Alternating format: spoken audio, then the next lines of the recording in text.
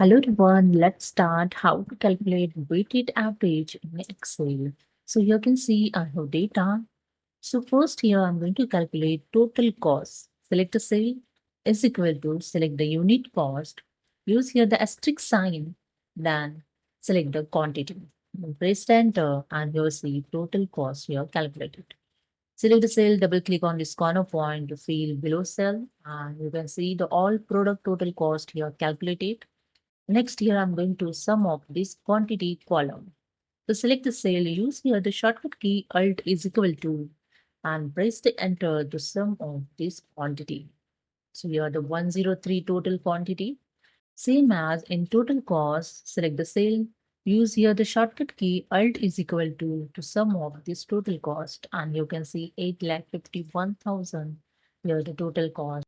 Now I'm going to calculate weighted average.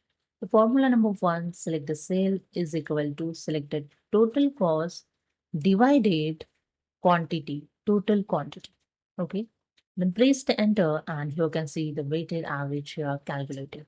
And formula number two, select the cell is equal to type here sum product and select the sum product function. Then in bracket, select the range of quantity.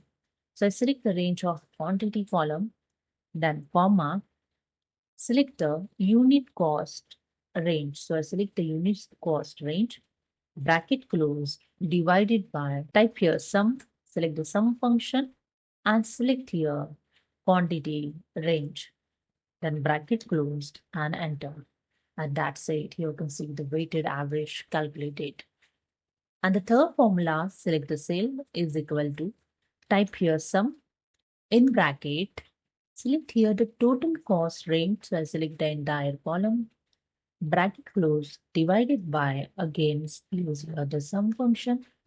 Now select the quantity column range, bracket close and enter. So that's it. So this is the way you can calculate weighted average in Excel. Hope you understood. Subscribe the channel. Thank you.